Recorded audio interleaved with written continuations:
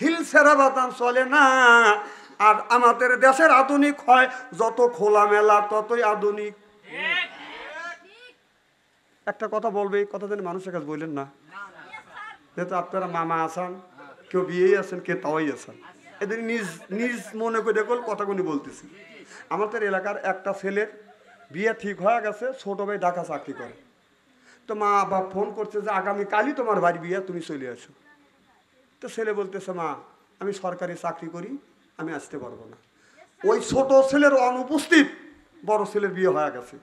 বিয়ের 3 দিন পরে এই ছেলেটা যে কোনোভাবেই সরকারের কাছ থেকে ছুটি নিয়ে, অফিসের কাছে ছুটি নিয়ে বাড়িতে আসছে। বাবিকে দেখতে বলতেছে মা 3 দিনকার ছুটি নিয়ে আসছি, এই আর 6 মাসের মধ্যে আসতে পারবো না, বাবিকে দেখার জন্য আসছে। বাবি কয় বাবি তোমার মা ওই বাড়ি চলে গেছে। তো মা আমি 1 দিনকার ছুটি নিয়ে আসছি, 1 দিন থাকবো, 1 দিন যাবো, 1 দিন আসবো, তাহলে 1 দিন চলে গেল, আর 1 দিন থাকবো, পরের দিনই চলে যাবো। 6 মাসের মধ্যে আসতে পারবো না, তাহলে কি করবো? তখন বলতেছে বাবা তাহলে তোমার বাবি গেছে, তোমার মামি বাড়ি তা মোবাইল করে দিয়েছে যে হ্যালো বিয়েন আপনার পুত্র যাইতেছে, আদর যত্ন করেন। পুত্রবধূর সাথে কথা বলছে যে কোন গ্রাম? কয় এই রাস্তাতে গেলে সামনে একটা মোড় দেখবে, মোড়ের বাম পাশেই একটা বটের গাছ, বটের গাছের ডাইন পাশেই একটা দোকান আছে, ওই বাড়িতেই তোমার মামি বাড়ি। পান্নাতপুর তো মেলা দূরে গেল। যখন এই কথা বললো ওই ছেলেটা চলে গেল, যায়া দেখে যে মাওরও শর্ট কামিজ, বাবিরও শর্ট কামিজ। ও তো বাবিক দেখে নাকি, বাবিরও শর্ট কামিজ, মাওরও শর্ট কামিজ, সেও লিপস্টিক লাগাচ্ছে, সেও লিপস্টিক লাগাচ্ছে। ছেলেটা সারাক্ষণ মাওর সাথে বিয়েন মনে করি আর কি করছে। আসার সময় বলতেছে ও বিয়েন গেলাম, কও বাবা আমি বিয়েই নুন, আমি মাওই। আমার কথা হলো যে ছেলে মেয়ে বিয়ে দেওয়ার আগে তুই শর্ট কামিজ পরতিস, আমার কোনো আতিথ্য নাই, দুঃখ নাই। ওই মেয়ে বিয়ে দেওয়ার পরে কোন জ্ঞানে কোন বিবেকে তুই শর্ট কামিজ পরলি, ইসে কি পুত্র আসে তো বিয়ে কর।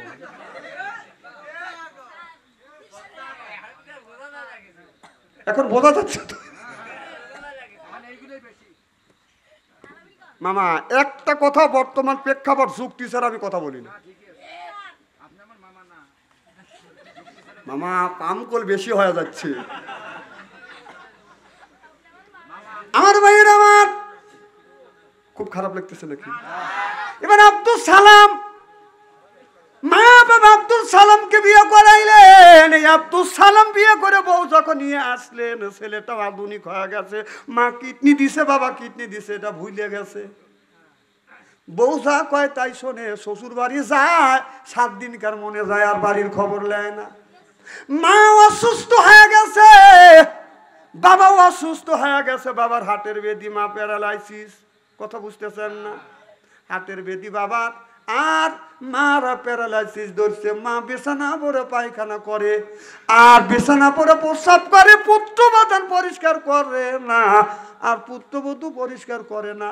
শ্বশুর বলে বৌমা তোমার শাশুড়ি বিছানা ভরে পায়খানা করে, আমি হার্টের রুগী, আমি তো অসুখ মানুষ, আমি রুগী মানুষ, তুমি কেন তোমার শাশুড়ির খেদমত করো না? কয় এটা আমার মা না, আমি আর খেদমত করতে পারবো না, অল্প খাবার পারে না।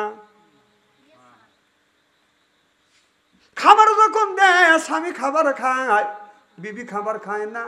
স্বামী বলে বিবি রে কেন তুমি খাবার খাও না? বলে স্বামী রে আমি যদি খাবার খাই, বিছানা ভরে পায়খানা করি, আমার পুত্রবধূর কষ্ট হয়, পুত্রবধূ তো আসে না, তুমি তো আমার পায়খানা পেশাব পরিষ্কার করো, তোমার কষ্ট হয়। এবার হযরতে সালামের মা আব্দুল সালামের আব্বা আব্দুল সালামকে ডেকে ডেকে বলতেছে বেটা আব্দুল সালাম, কষ্ট করে তোমার মা আর আমি তোমার আব্বা তোমাকে মানুষ করছি, বাবা ভুলে যাও না, তোমার মা একটা কিডনি দিছে, আমি একটা কিডনি দিছি, বাবা তোমাকে আমার 10.5 বিঘা সম্পত্তি লিখে দিছি।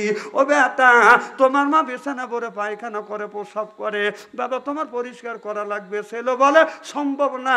আর পুত্রবধূ বলে স্বামী গো আমি তোমার ভাত খাইতে পারি, তোমার মা বাবার আমি খেদমত করতে পারবো না। আব্দুল সালাম দুই এক কথা বলে বাড়ির থেকে মারে তারা দিছে, বাবারে বাদান তারাইয়া দিছে। এই বাবা মা আপনার বিশ্ব রোডের পাশে বাদান একটা ঘর তুলছে, ঘর তুলিয়া থাকে, বাবা ভিক্ষা করে করে আনে, আব্দুল সালামের মাকে খাওয়ায়। আব্দুল সালামের মা বিছানা পরে পায়খানা করে, প্রসাব করে। আমার ভাইয়ের আমার এবার আব্দুল সালাম মা বাবার খবর নেয় না, মা বাবার বাদান খবর নেয় না। ওই মা বিশ্ব রোডের পাশে বাদান থাকে, বাবা বিশ্ব রোডের পাশে থাকে, বাদান ভিক্ষা করে আনিয়া রান্না বাড়া করিয়া বিবিকে খাওয়ায়, এরা পারি স্বামী স্ত্রী খাইয়া নামাজে দাঁড়াইয়া সেজদা দিয়া হাত তুলে আল্লাহর কাছে বলে, আল্লাহ নিজের শরীরে দুইজন দুইটা কিডনি দিছি, আমি অসুস্থ হয়ে গেছি, আমার বিবি অসুস্থ হয়ে গেছে, আল্লাহ আমার পুত্রবধূ আর আমার পুত্র আমাকে দেখাশোনা করে না, রব্বুল আলামিন তোমার কাছে দরখাস্ত করলাম, বিচার দিলাম, আল্লাহ এই আমরা যদি নাও দেখতে পারি, এই দুনিয়ার মানুষ যেন এটা দেখে যায়। মা বাবা দোয়া করলেও কবুল, বদ্ধ করলেও কবুল। তামাম পৃথিবীর শ্বশুর শাশুড়ি মিলিয়া, তামাম পৃথিবীর শ্বশুর শাশুড়ি মিলিয়া যদি জামাইয়ের পক্ষে দোয়া করে, কবুল হতেও পারে নাও পারে। আর মা অথবা বাবা খালি বলবে আল্লাহ দেখিস, এই বলাও শেষ, কথা আল্লাহর আরশে আজিমে পৌঁছাও শেষ। আমার ভাইরা আমার, হঠাৎ করে দেখা গেল আব্দুল সালাম বাজান আপনার বাইক নিয়ে বাজান আসতে আসতে, বাইক নিয়ে আসতে হঠাৎ করে বাজান বাসের সাথে ধাক্কা লাগছে, অ্যাক্সিডেন্ট করছে, দুইটা পাও একদম বাজান কেটে ফেলছে। বাবার কাছে খবর চলে গেছে কি আব্দুল সালামের আব্বা, আব্দুল সালামের মা, তোমার সন্তান অভিশাপ করছো, আল্লাহর কাছে কবুল হয়ে গেছে, তোমার সন্তান অ্যাক্সিডেন্ট করছে, বাইক অ্যাক্সিডেন্ট, মোটরসাইকেল অ্যাক্সিডেন্ট হয়ে গেছে, তোমার ছেলে দুইটা পা একটা পাও নাই। ওই বাবা চলে আসছে, মা চলে আসছে, বলে আল্লাহ আমার সন্তানটাকে তুমি ভালো করে দাও। ও যে মা বাবার অভিশাপে এই সন্তানটা বাদান আপনার, ওই সন্তানটা বাদান অ্যাক্সিডেন্ট হয়েছে, এটা হলো আমার বিশ্বাস। ও বাদান এই জন্য দুনিয়ায় যদি সুখে শান্তি যদি থাকতে চান, মা বাবার খেদমত করবেন। আল্লাহ বলে আকুল্লাহুমা কওলান কারীমা, মার সাথে নরম নরম কথা কও, বাবার সাথে নরম নরম কথা কও। খবরদার মা বাবার সাথে কোনোদিন চোখ রাঙাইয়া কথা বলবে না, মা বাবাকে ধমক দিবে না, তোমার আচার আচরণে ব্যবহারে মা বাবা যেন কষ্ট না পায়। মা বাবার যদি খেদমত করে আল্লাহ তিনটা জিনিস পুরস্কার দেয়। তোর কোন কয়টা? এক নাম্বার আল্লাহ হায়াত বাড়িয়ে দেয়, দুই নাম্বার আল্লাহ ইজ্জত বাড়িয়ে দেয়, তিন নাম্বার আল্লাহ অর্থ সম্পদ বৃদ্ধি করে দেয়। এ যুবক মার সাথে দুর্ব্যবহার করবে না। এই যে আমার দুলাভাই জানে, আমার বোনও জানে, আমার ভাগ্নে পলাশও জানে, আল্লাহর কসম করে বলতেছি, আমার মা 112 বছর পর্যন্ত জীবিত ছিল। আমার মা পেছনে পড়ে পায়খানা করত, আমি আমার বিবিকে নিয়ে পায়খানা প্রস্রাব পরিষ্কার করতাম, গোসল করাইতাম। একদিন নয়, 2 দিন নয়, একদিন নয়, 2 দিন নয়, 3 থেকে 4টা বছর এই হাত দিয়ে আমার বিবিকে সাথে নিয়ে আমার মারা পায়খানা পেশাব পরিষ্কার করছি, গোসল করাইছি, খাবারটা মায়ের মুখে তুলে দিয়েছি। তো বড় বক্তা আমি হবো না, তুমি হবে না? না, তোমার বড় বক্তা বানাবে। বাদ্দার বয়ে মা বাবা রাখিয়া ভিন্ন হয়েছে, আর তোমাকে আল্লাহ বড় বক্তা বানাবে। বড় বক্তা আমি হবো না, তুমি হবে। বক্তা যদি হইতে চান, বড় আলেম যদি হইতে চান, বড় বুজুর্গ যদি হইতে চান, টাকা পয়সাওয়ালা মানুষ যদি হইতে চান, বড় ইজ্জতওয়ালা মানুষ যদি হইতে চান, বেশি হায়াতের মালিক যদি আপনি হতে চান, মা বাবার খেদমত করেন। আমি রাস্তাতে হেঁটে গেলে টাকা আমার ডাকে, টাকা ডাকে যে হুজুর জালসা নেন।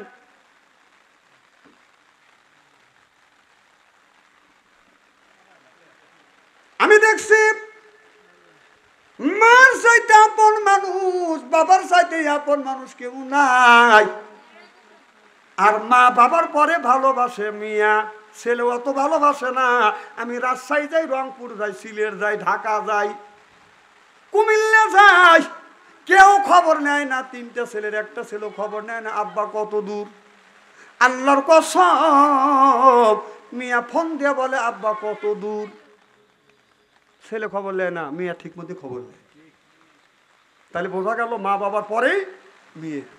এই জন্য মিয়াকে ফাঁকি দিয়ে মিয়া দোয়া করবে, আর 32 বিঘা সম্পত্তি 4টা ছেলে নামে লিখে দিয়ে আর মিয়া দোয়া করবে, তোর চোপার দাঁত খুলবে আল্লাহ তুই মরেলে। তুই হাসি না পাজি, তুই হাসি না আমি কলঙ্ক। একজনের 40 বিঘা সম্পত্তি, বলবো কি তারা, সে একজনের 40 বিঘা সম্পত্তি, তো এখন একটা মেয়ে 4টে ছেলে, বাপ চিন্তা করতেছে যে 40 বিঘা সম্পত্তি 4 ছেলের নামে যদি দেই তাহলে 10 বিঘা করে পাবে, আর 1 বিঘা যদি কম দেই তাহলে তোমার ছেলেকারা কম হওয়া যাবে। তার মেয়ের কাছে গেছে যে আব্বা, বড় ভাই আর বাপ গেছে, যা বলতেছে আব্বা, আব্বা যা বলতেছে মা আমি তো হজে যাব, তোর 4 ভাই 40 বিঘা সম্পত্তি মাত্র তোর 4 ভাইয়ের নামে লিখে দেবো, যদি তোর যদি 1 বিঘা দেই মা তাহলে ওকে আর ভাঙতি হওয়া যায়, মা তোকে আমি আত্মা বলে দোয়া করবো। মেয়ের মুখে আর কথা নেই, বাপ কয় কি, তো বড় ভাই ওইটা দিয়া বলতেছে আব্বা বিশ্ব রোডের সাথে 8% জায়গা আছে, চৈত মাসে 1 লোক গিবানি থাকে, কথা বোঝে না, ওই 8% জায়গা লিখে দেন, যা তোকে দিয়ে দেবো। তখন রেজিস্ট্রি করে দিয়ে হজ করে গেছে, হজ করে আসছি, আসার পরে 3-4 বছর না যাইতে যাইতেই বিশ্ব রোডে কাজ ধরবে, ওই 8% জায়গার দাম হচ্ছে 1 কোটি টাকা। আর বাপ বেটা স্বর্গা লেগে ছেলে বাবাকে বলতেছে হ্যাঁ তুমি কি দিছ আমারে, কাকা 40 বিঘা 4 বিঘা লোকে দিত, তোর 40 বিঘা জমি গোছি, তোর মেয়ে দিছিস হলো 8% জায়গায়, এখন বেশি 1 কোটি হবে, আমাদের 4 বিঘা জমি একবারে কিনে নিবি। বাপ করতে চাই এতে আমি নিবে চাচ্ছি, আমি দোয়া করে চাচ্ছিলাম, তুই যা করছিস ভালো বলে করে দিচ্ছিস, এখন তোর পরে কে দেনে আলার মালিক কি, অত ঠকাবে যায় না, তুমি তো ঠকে দেবে। মেয়ে এক দোয়া তোমার করা লাগবে না, তুমি সম্পত্তি ছেলের নামে লিখে দিয়ে দোয়া করবে কাবায়, আল্লাহর রাসূল, আল্লাহ যদি এই ক্ষমা, রসুলকে যদি এই ক্ষমতা দিত, আল্লাহকে ফেরেশতা সাক্ষী থাক দেখ করে কি, ক্ষমতা যদি দিত রসুলের রওজা যাওয়ার আগে ওই হাজি বার্মিজ জুতো দিয়ে ধাওয়াইতো, কারণ এই সুন্নাত আল্লাহ দেয় নাই। আমার ভাইয়ের আমার, মা বাবার সাথে সুন্দর ব্যবহার করবেন, দুর্ব্যবহার করবেন না, মা বাবারে কষ্ট দিয়া। আপনি মক্কায় যা যদি বারবার হজ করেন, এই হজ আল্লাহর দরবারে কবুল হবে না, হইতে পারে না, হওয়া সম্ভব না। আমি একটা বাস্তব ঘটনা বলছি বাবা, আমি যখন মাহফিলে যাইতাম মাকে বলতাম মা আমি মাহফিলে যাবো, কোথায় যাবো, অনেক জায়গা যাবো, মারে পায়ে হাত রাখছি, চুমো দিছি। মোল্লা আলী কারিম রহমাতুল্লাহ বলেছে কেউ যদি মা বাবার পায়ে হাত থেকে যদি চুমো দেয়, সে যেন আল্লাহর জান্নাতের খাম্বায় চুমো দেয়। সিল্লে কান আল্লাহু আকবার। খেদমতে মা দরবেদার কোনো এখতিয়ার, তাসাফিয়ার মাল দৌলত ভক্তিয়ার। মা বাবার খেদমত করলে আল্লাহ খুশি হয়, মা বাবার খেদমত করলে আল্লাহ ইজ্জত মান গুণী বাড়িয়ে দেয়। যেরকম সুবহানাল্লাহ। আমি যখন মাহফিলে যাইতাম মার পায়ে হাত রাখতাম, বাবার পায়ে আমি হাত রাখতাম, বাবা জিজ্ঞেস করতো বেটা কয়টায় আসবে, 12টায় আসবো। মা বলতো বেটা কয়টায় আসবে, আমি বলছি 12টায় আসবো। দেখা গেছে আমি পাবনা মাহফিলে গেছি, আপনার সিরাজগঞ্জ শহরে মাহফিলে গেছি, আমার আসতে যদি দেরি হইতো আমার আব্বার রাত 11টার সময় বাজান 3 রাস্তার মোড়ে বাজার এসে দাঁড়াইছে, আমার জন্য অপেক্ষা করছে। তো বাজান তখন তো আমার মাইকো গাড়ি ছিল না, মোটর সাইকেল ছিল না, বাইসাইকেল ছিল না, হাইটে হাইটে ভাইঙা যাইতাম, বাসে যাইতাম। আমার বাবা 3 রাস্তার মোড়ে দাঁড়া থাকতো, এমনকি যদি রাত হইতো বিশিক বাস স্ট্যান্ড আসি আমার বাবা অপেক্ষা করতো, আমাকে আগা নিয়ে যাইতো। এখন বাবা নাই, কেউ আর আমাকে আগানোর জন্য আসে না। আমার ভাইরা, আমার মা ওই বাবা দুনিয়ায় নাই, মা বাড়িতে এসে দেখছি মা এখন পর্যন্ত ঘুমায় নাই। গভীর রাত গভীর রজনীতে বাড়িতে আসিয়া বিবির ঘরে দরজা হাত দিছি, দরজা শক্ত, ছেলের ঘরে দরজা হাত দিছি, ছেলের দরজা শক্ত, মার ঘরে দরজা হাত দিছি, দরজা খুলে গেছে। যায় দেখে মা ঘুমাই নাই। মারে বলছি মা তুমি কেন ঘুমা না? মা বলে বেটা রে যতক্ষণ পর্যন্ত তুমি বাসায় না আসো আমি তোমার মা, আমার চোখে ঘুম আসে না। আর ওই যে বিবি দরজা দিয়ে আরামে ঘুমাচ্ছে।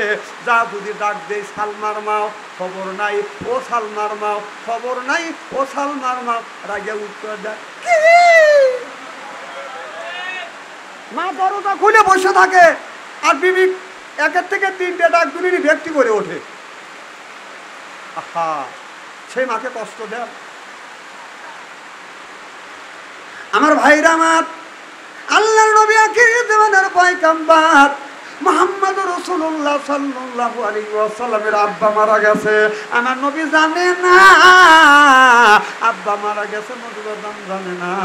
হঠাৎ করে আমার নবী মাঠের মধ্যে খেলাধুলা দেখার জন্য গেছে।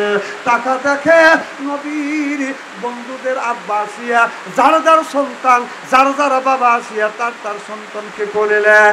গায়ে তুলা বালি থাকে, এইটাগুলি পরিষ্কার দেয়, পরিষ্কার করে দেয়। আমার নবীর বাবার কথা মনে হয়, নবী ব্যতীত মন নিয়া মার কাছে যা বলে, মা আমার বন্ধুদের বাবা আছে, আদর করে কোলে নেয়, গালে চুমা দেয়, মা বুকের সাথে লাগায়। মা আমার জন্মের পরে 6 বছর বয়স হয়ে গেছে, এ পর্যন্ত আমি আমার বাবারে দেখলাম না। আমার বাবা কই? মা বলে, বেটা রে, ওই মা বাবা মারা গেছে এই খবর নবীর কাছে বলে নাই।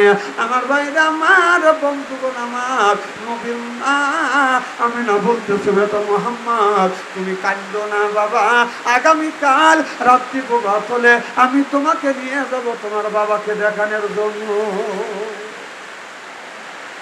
এ বাবা মুহাম্মদ, ধৈর্য ধরো, রাত প্রভাত হইলে বেটা তোমার বাবা কোথায় আছে ওই জায়গাটা তোমাকে নিয়ে যাব। রাত্রি যখন প্রভাত হইছে, এবার নবীর মা আমিনা নবীর দাদার কাছে যা বলতেছে, আব্বা জানা আপনার নাতি তার বাবাকে দেখতে যাবে, যদি অনুমতি দেন আমি আমার সন্তানকে নিয়ে যাব। সেই আবু আয় আপনার বন্ধুগণ আমার। এবার আমার নবীর মা আমিনা আর উম্মে মানদাসি আর আমার নবী তিনজন একটা উঠে বাজান আরোহণ করলেন। আরোহণ করিয়া মক্কা মদিনার মাঝখানে একটা জায়গা আছে, আবুয়া নামে জায়গা আছে, ওই জায়গায় যাইয়া আমার নবীর মা আমিনা উঠ থেকে নাচছে, উম্মে মানদাসি নেবেছে। আমার নবীকে নাবাইয়া বলে, বেটা মুহাম্মদ, ওই যে উঁচুতে দেখা যায় ওইটা হলো তোমার বাবার কবর। বেটা মুহাম্মদ, যা বেটা তোমার বাবার কবরের পাশে যাও। আব্বা বলে ডাকে, যাও দেখো তোমার আব্বা ওঠেনি, তোমাকে কোলে নেয়নি, তোমার ডাকে সারা দেয়নি। আমার নবী বলে, মা তুমি আনলে বাবাকে দেখানোর জন্য, এখন তুমি বাবার কবর দেখাও। বলে, বেটা তুমি জানো না, তুমি যখন আমার পেটে 6 মাস, ও বাবা 5 থেকে 6 মাস তোমার আব্বা মারা গেছে, এই খবর তোমার কাছে কেউ বলে নাই। তোমার আব্বাকে ওই জায়গা কবর দেওয়া হয়েছে, যাও তোমার বাবার কবরের পাশে যাও, আব্বা বলে ডাক দাও। দেখো তোমার আব্বা ওঠেনি, তোমাকে মুহাম্মদ বলে ডাক দেয়নি।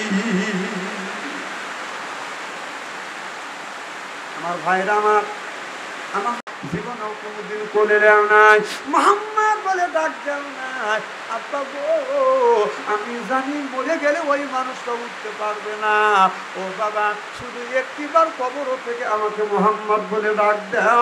আমার নবীর বাবা ডাকে সাড়া দেয় না।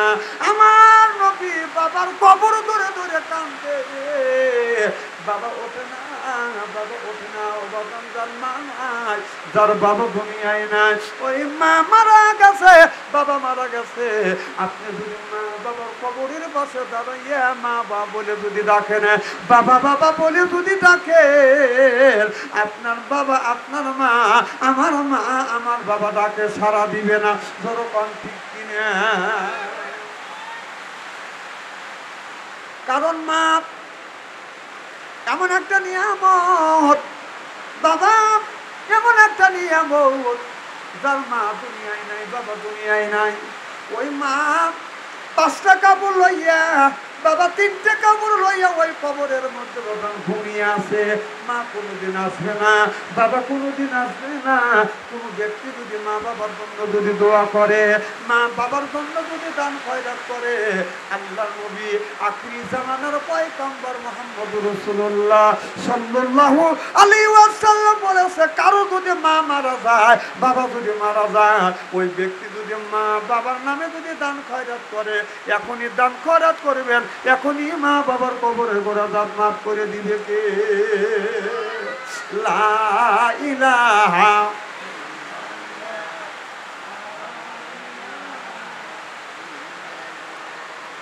লা ইলাহা। বৃষ্টি জোরে নামছে, আপনারা ফাঁকি দিতেছে যে আমরা আস্তে না বললেও হুজুর শুনবেই না। লা ইলাহা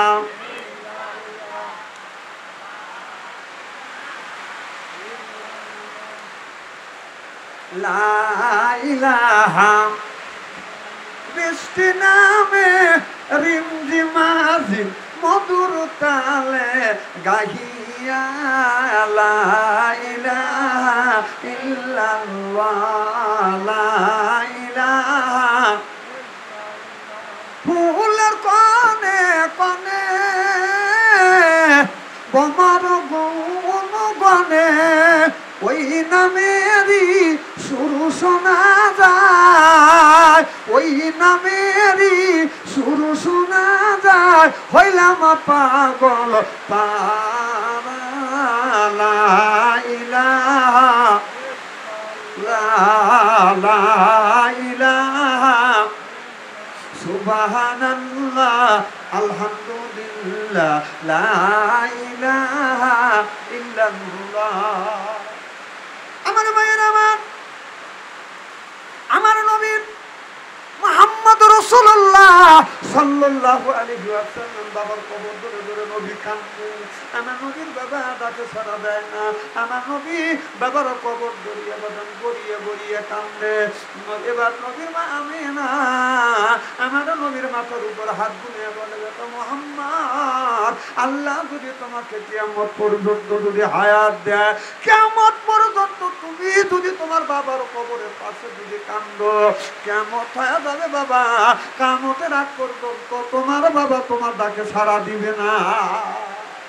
বেটা মুহাম্মদ, চলো বাদান বাড়িতে যায়। আমার নবীর হাত ধরে মা বাদান টেনে নিয়ে যায়, অন্য মামদাসি টেনে নিয়ে যায়। বাবার বিরোহী ব্যথা আমার নবী সহ্য করতে না পারে। বাচ্চা মানুষ 6 বছর বয়স, দৌড়া যায় যায় বাবার কবর ধরে ধরে কাঁদে আর বলে, আব্বা একটা বারের জন্য তুমি আমাকে মোহাম্মদ বলে ডাক দিলে না? কত মানুষ ছেলেকে ডাক দিছে, কোলে দিছে, বাবা তুমি কি একটা বারের জন্য আমাকে মোহাম্মদ বলে ডাক দেও না? আমার নবীর বাবা নবীর ডাকে সাড়া দেয় না। আমার নবীর মা আমিনা আর অন্য মামদাসি দুজন মিলিয়া আমার নবীকে নিয়ে বাদান আবার উঠে বাদান চড়াইয়া মক্কা মদিনার মাঝখানে আবহাওয়াতে বাদান একটু আসার সাথে সাথে বাদান ওই জায়গা বাদান একটা লোহা উঠলো, একটা গরম বাতাস। ওই জামানার মধ্যে একটা বাতাস উঠতো, ওই বাতাসের বলতো বাদার নাম হলো লো হাওয়া। লো বাতাস, লো হাওয়া যদি কোনো মানুষের নাকে যাইতো, অমনি মানুষটার সাথে সাথে বাদান মারা যাইতো। দুম্বা গরু বক্তির লাকে যদি বাদান চলে যাইতো, ও বাদান সঙ্গে সঙ্গে মারা যাইতো। লোহা যখন উঠলেন, উঠনিতে বুঝতে পেরেছেন এই উঠনি মুখটা আপনার বালির সাথে লাগিয়ে দিছে। নবীর মা আমিনা আপনার উঠনির পেটের নিচে বাঁচার জন্য গেছে, কিন্তু ব্যর্থ হয়ে গেছে। একটু লোহাওয়া মা আমিনার নাকে দেওয়ার সঙ্গে সঙ্গে আমার নবীর মা আমিনার শরীরে প্রচন্ড জ্বর। অমনি নবীর মা দরিয়া জমিনের মধ্যে পড়ে গেছে। আমার নবী দৌড়া দেওয়া দেখে মা আমিনার শরীরে বাদন প্রচন্ড জ্বর, মনে হয় দান দিলে বাদন কই হয়ে যাবে। আমার নবী বলেন, মা তুমি এইরকম করছো না, তুমি একটু ওয়েট করো, অপেক্ষা করো। আমি দৌড়াম, ওই যে সামনে গ্রাম দেখাতে দেখি আমি ডাক্তার কবরেজ পাই কিনে। আমার নবী যখন যাবে মা আমেনা অমনি হাত করে ধরে বলে, বেটা মোহাম্মদ কবরে কেন দরকার নাই, তুমি আমার একটু পাশে থাকো বেটা, আমি তোমার মা, চিরজন্মের মতো আমি তোমাকে মনে হয় এতিম বানিয়ে চলে যাবো। আমার নবী অমনি মা গলা ধরে ধরে কান্দে আর বলে, মা রে আমি তোমাকে যাইতে দিব না গো মা, বাবা দুনিয়া থেকে বিদায় হয়ে গেছে, আমি তোমাকে যাইতে দেব না। মা তুমি যদি মারা যাও আমি মোহাম্মদ আমাকে কে, আমি মোহাম্মদ আমাকে কে আমার খেদমত পে করবে। মারে আমি কারে মা বলে বলে ডাকবো? নবীর মামে না বলে, বেটা মোহাম্মদ, বেটা রে হায়াত যদি চলে যায়, হায়াত যদি কমিয়ে যায়, এই জমিনে কেউ হায়াত বৃদ্ধি করে দিতে পারে না। বেটা রে আয় আমার বুকে আয়। অমনি আমার নবীর মা আমেনা নবীকে বুকের সাথে লাগাইছে, লাগানো শেষ। মা আমেনা আর কোনো কথা বলে না। আমার নবী আর মা আমেনা যখন কথা বলে না, আমার নবী মাকে বলে, মা তুমি কথা বলো। নবীর মা কথা কয় না। আমার নবী মার গলা ছাড়িয়ে দিয়ে মাকে মা বলে ডাক দেয়, আর নবীর মা আমার নবী ডাকে সাড়া দেয় না। আমার নবীর মা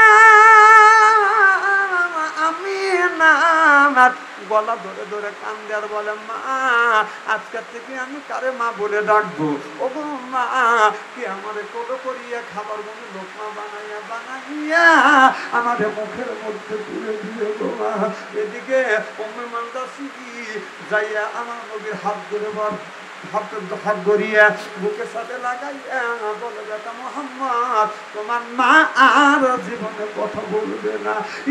বেটা মোহাম্মদ তোমার বাবা যে পথে চলে গেছে, তোমার মা সেই পথে চলে গেছে, তুমি জীবন ভরা বুকে কান্দ, তোমার মা আমেনা আর তোমার বাকে সারা দিবে না। বেটা মোহাম্মদ আয়, বেটা আয় আমার বুকে আয়। আজকের থেকে আমি উম্মে মানদাসি, আজকের থেকে তুমি আমাকে মা বলে ডাকবে। চিল্লা পান মারহাবা।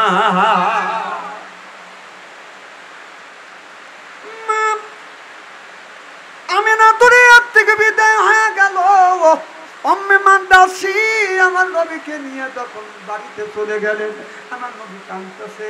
এবার নবীর দাদা যাইয়া আমার নবীকে ধরা ধরে বলতেছে, ভাই মোহাম্মদ তুমি তোমার আব্বাকে দেখতে গেলা গো ভাই, তুমি কেন কান্দো? তোমার মা কি তোমাকে গালি দিছে? আমার নবী কান্দি আর বলে, বাবা কান্দি আর বলে দাদা আমি বাবার কবর দেখতে গেছি, বাবার কবর দেখতে গিয়ে আমার মাকে আতে আমি রেখে আসছি। ও দাদা বাবাকে দেখি নাই, মাতাকে আমি হারাইয়া এতিম হইলাম। আজকের থেকে কে আমাকে মোহাম্মদ বলে ডাকবে? কে আমাকে আদর করবে? কে আমারে কোলে নিবে গো?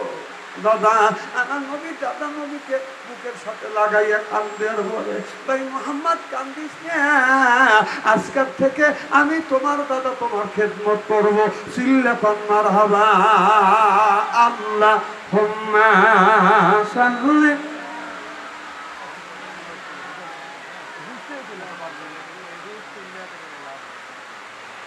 ওয়ালা আলে সাইয়্যিদিনা।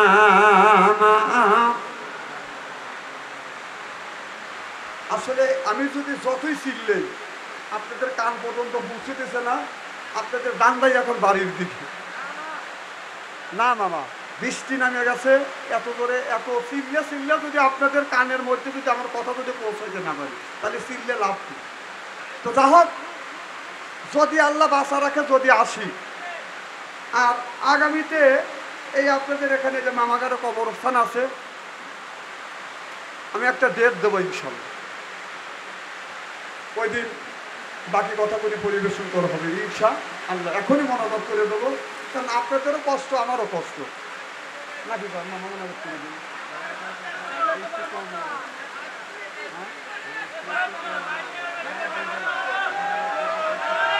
না না বৃষ্টি লা ইলাহা লা ইলাহা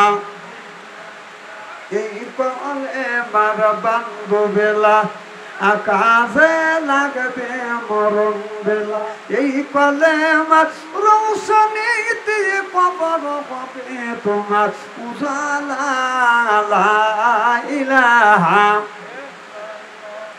আল্লাহ ইলাহা।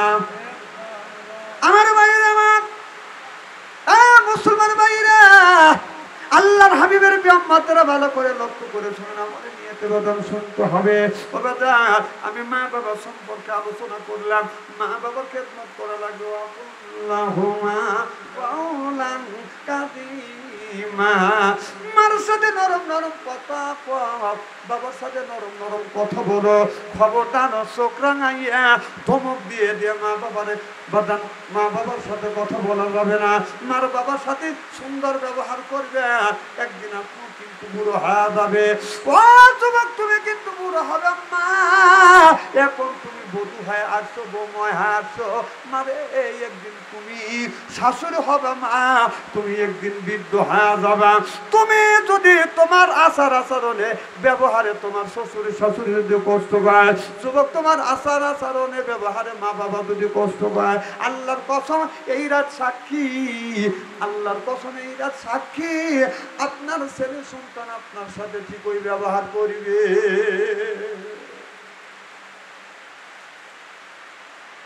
আমার ভাইয়ের, আমার মার সাথে সুন্দর ব্যবহার করবেন। এই যে দেখেন বাস্তব বোঝায়, এই যে হাফেজকারী মাওলানা আছে, একটা মাওলানার বেতন কত? মসজিদের ইমামের বেতন কত? কথা কয় 5,000, 10,000, 10,000 বেশি কি আর বেতন আছে? তাহলে হুজুর বিয়ে করছে, তার বউ, তারা 2 জন, একটা ছেলে একটা মেয়ে যদি হয় তাহলে হলো কয়জন? আর মা বাবা যদি থাকে তাহলে কয়জন? তাহলে 10,000 টাকা বেতনে 6 জন মানুষ কিভাবে চলবে? চাউলের দাম হলো বাজার 80 টাকা কেজি। কথা কি বুঝতেছেন? 80 টাকা কেজি যদি চাউল হয়, 200 টাকা কেজি যদি পেঁয়াজ হয়, কাঁচামরিচ যদি 1000 টাকা হয়, তাহলে 10,000 টাকার বেতন দিয়ে এই হুজুরকারের সংসার কিভাবে চলবে? কর। এদিকে ছেলে মেয়েকে মানুষ করা লাগে, বউ বাল বাচ্চা আছে, মা বাবারও খেদমত করা লাগে। হুজুররা মা বাবার সাথে কোনোদিন দুর্ব্যবহার করে না, কারণ দুর্ব্যবহার করে না বিদায়, মা বাবার খেদমত করে বিদায় সেই 10,000 টাকায় তার সংসার সচ্ছলতাভাবে চলে। সুবহানাল্লাহ করে চলে। আর আমাদের যারা জেনারেল লাইনে আছে, নামাজ তো পড়ি না, মা বাবার তো খেদমত করি না, আপনার 50,000 টাকা বেতন, 1.5 লক্ষ টাকা ঘুষ, তাবাদেও সংসার চলে না। কতক্ষণ? কারণ আমরা হুজুর মানুষ, আমাদের বোর মাথা ব্যথা হলি ডাক দিলে এসে ধরেই সূরা ফাতিহা পড়ে যাই, ভূ দেবো, 5 মিনিট পরে ওর মাথা ভালো হবে। কথা বলেন। আমরা তাড়াতাড়ি করে বউ ডাক্তারখানা লই না, শরীর খারাপ হলে পানি পরে ভূ দিয়ে ভালো করে দেই।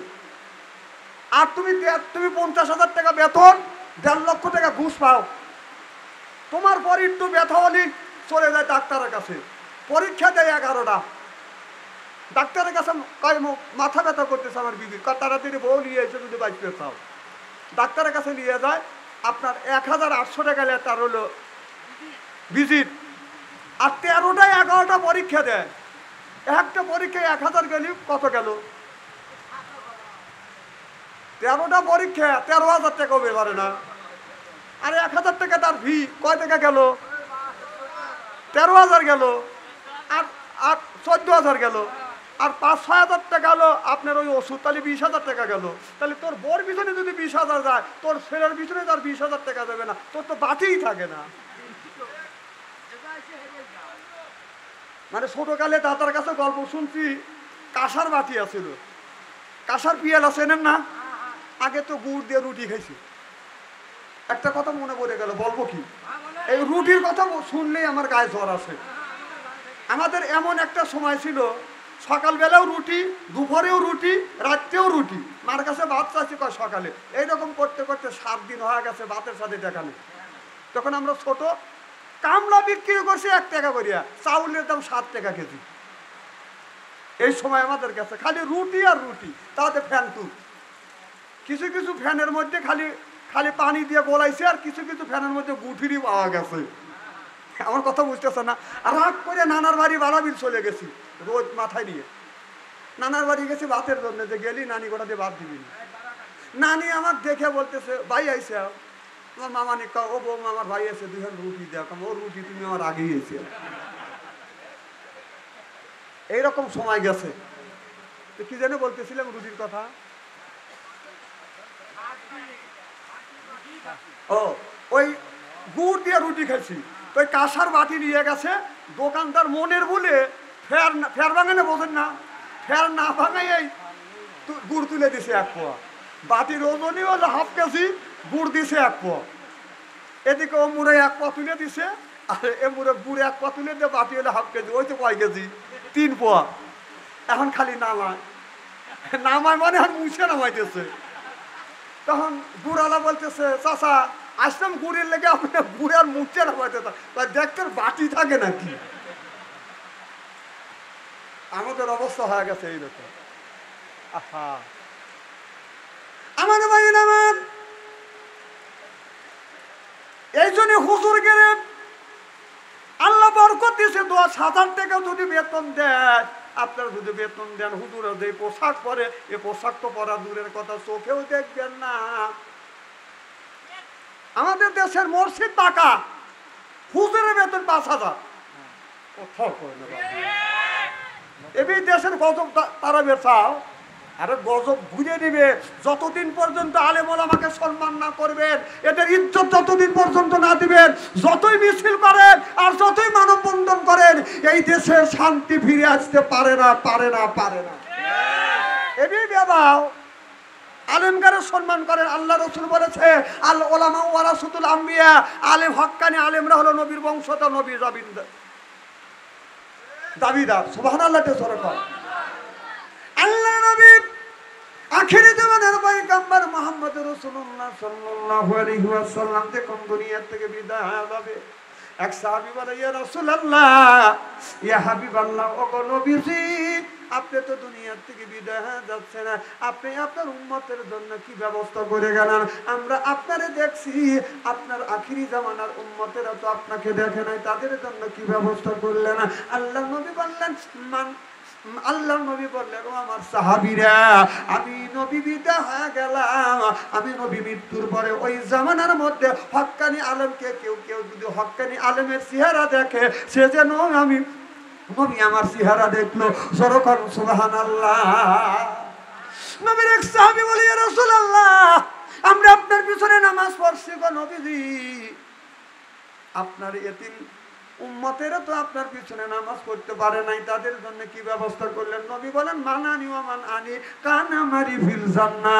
আল্লাহ নবী বললেন কেউ যদি সুখ জামানার হক্কানি আলেমের পিছনে যদি নামাজ পড়ে, আমি নবী বলে গেলাম তাদেরকে বলে দিও, তারা যেন ওই যুগের আলেম ওলামার পিছনে নামাজ পড়লে সে যেন আমি নবী আমার পিছনে নামাজ পড়ল। সুবহানাল্লাহ কোন দেবা কাম শেষ করে দিল মামা।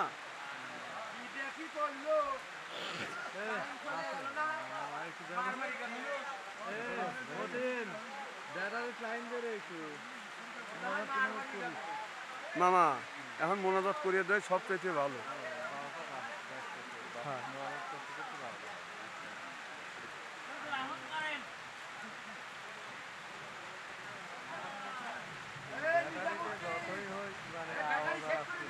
না এতে আওয়াজ তোলা যায় না, আবার ব্যাটারি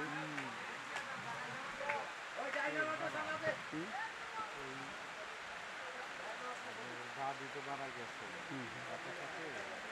দাদি মাটি দিতে আসে 3 দিন পরে আবিস খুয়া মারা, আবিস খুয়া বুলবুল